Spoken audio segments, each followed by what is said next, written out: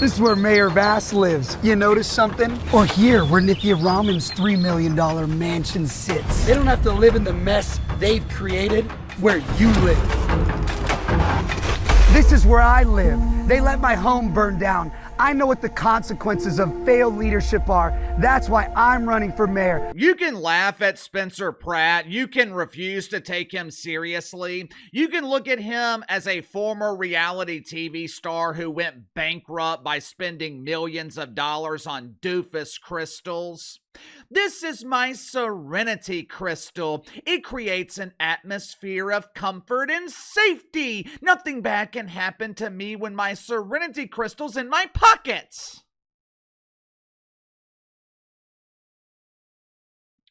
You can disregard Spencer Pratt. You can look at him as nothing but a nuisance.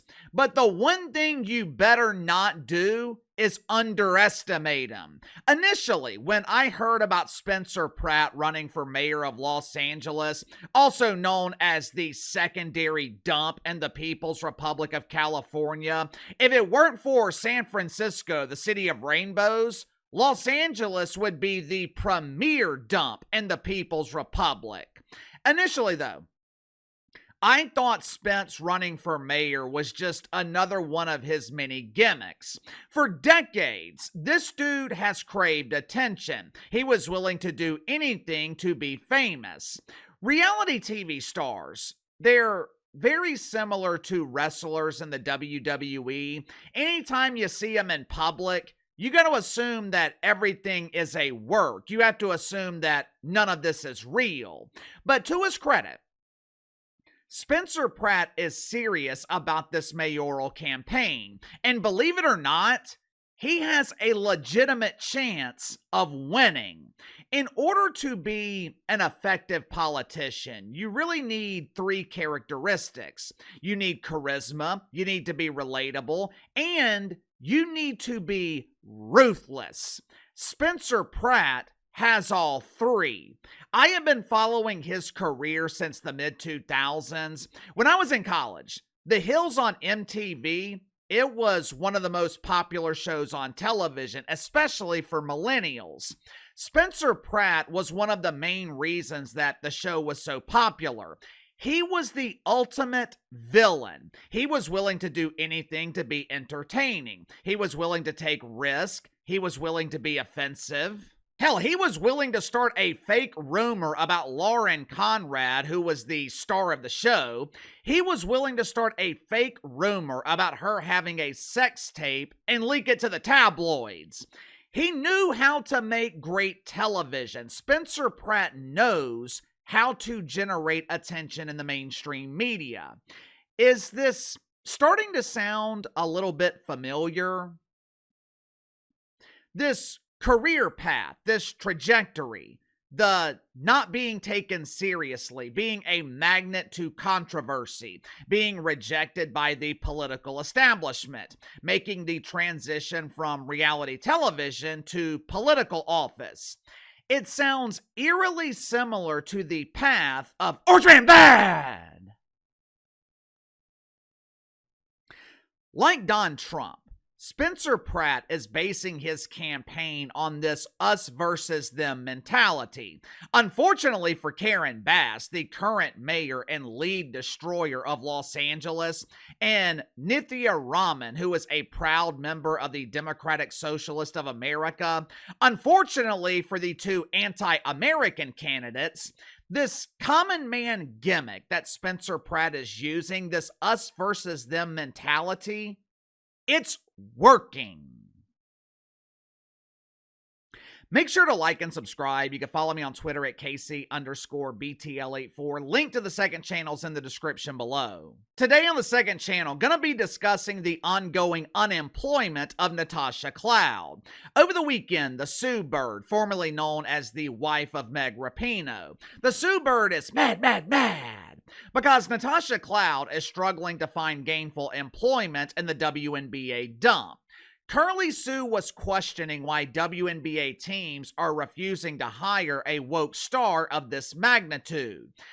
But Sue Bird, she was instantly hit with accusations of hypocrisy. Because as it turns out, Curly Sue is a part owner of a WNBA dump.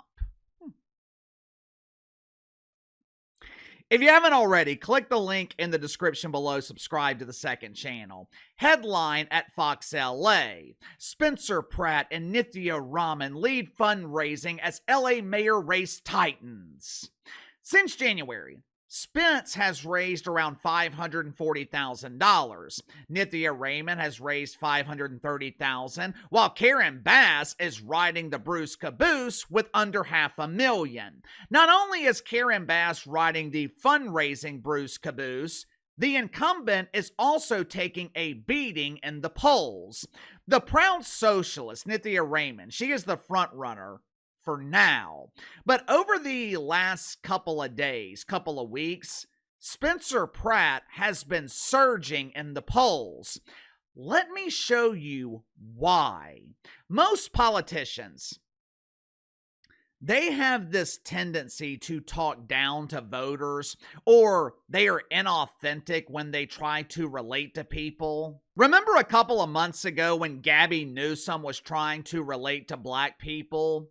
Hey, my brothers, it's me, Gabby. I'm just like you. I too scored low on the SAT test. I didn't know it was an aptitude test. I thought they were testing my ability to proficiently sit on my ass. Vote for me, Gabby.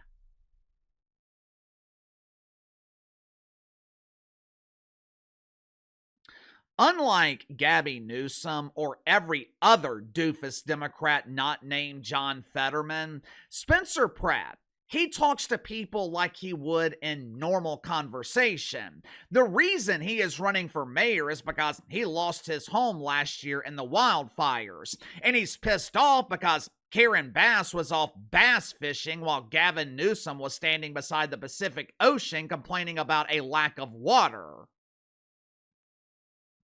Check out these clips of Spencer Pratt. More importantly, watch the reaction of Karen Bass. Watch it for yourself. You sign up with the DSA, you sign a contract to co-govern with the DSA. And when the DSA gives you an endorsement, you sign a contract with them to co-govern. So right now, she's not representing her district as an American citizen, a Los Angeles. She's representing the Democrat Socialists of America. Yes. I'm not fighting for anybody but Angelinos and my family to be able to get the Los Angeles that we all know can come back and thrive. And we need to do it fast because the Olympics is coming.